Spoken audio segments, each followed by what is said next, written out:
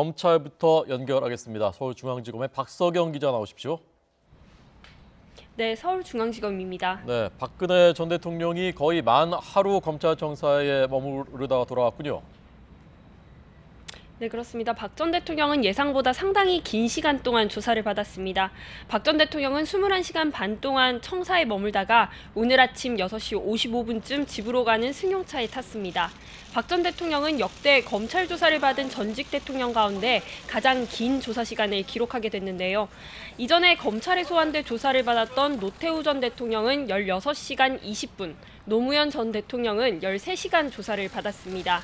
앞서 검찰은 어젯밤 11시 40분쯤 박 전 대통령에 대한 대면 조사가 모두 끝났다고 밝혔는데요.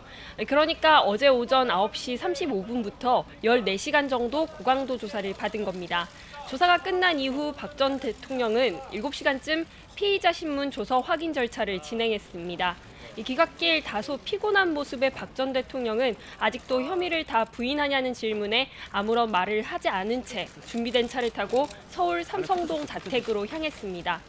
생각보다 길었던 조서 검토 시간에 박 전 대통령 측 변호인은 조사할 내용이 많아서 검토할 내용도 많았다고 설명했습니다. 네, 조사가 어떤 부분 집중해서 어떻게 진행됐습니까?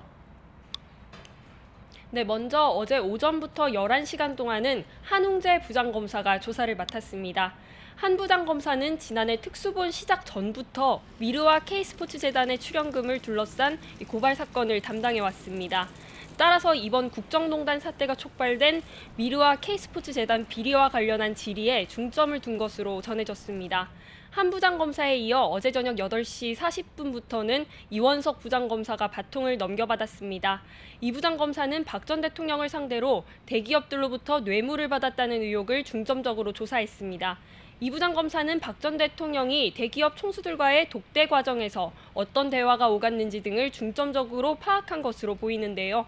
기존의 검찰에서는 기업들의 재단 출연 이유를 직권남용과 강요 때문으로 봤고 특검은 대가성을 가진 뇌물로 보고 추가 기소를 했습니다. 이번 수사에 따라 대기업들의 부정한 청탁이 있었는지가 좀 더 구체적으로 드러날 것으로 기대되는 만큼 향후 수사에도 결정적 영향을 미칠 것으로 보입니다. 네, 영장을 청구할지에 대해서는 어떻게 전망됩니까? 네, 검찰은 곧 신병 처리 방향을 결정할 것으로 보이는데 이에 따라 김수남 검찰총장의 고민도 깊어질 것으로 보입니다. 김 총장은 박 전 대통령의 대면 조사가 끝날 때까지 청사에 머물면서 이 수사 경과를 지켜본 것으로 확인됐는데 조금 전인 오전 9시 20분쯤 다시 출근했습니다. 취재진의 질문에는 아무런 답변을 하지 않고 사무실로 올라갔는데요. 일단 검찰 내부적으론 박 전 대통령에 대한 구속영장 청구 쪽에 무게를 두는 분위기입니다. 지난해 검찰 특수본과 이어진 또 특검 수사에서 여러 물증이 확보된 만큼 구속영장을 청구하지 않을 명분이 없다는 겁니다. 또 이미 구속 기소된 박 전 대통령의 공범들과의 형평성 문제도 나옵니다. 하지만 검찰이 박 전 대통령에게 구속영장을 청구할 경우 일부 지지층을 중심으로 이 정치 지형에 영향을 끼칠 수 있다는 신중론도 나옵니다. 전직 대통령으로 주거가 일정하다는 점도 불구속 수사의 근거로 꼽히고 있습니다.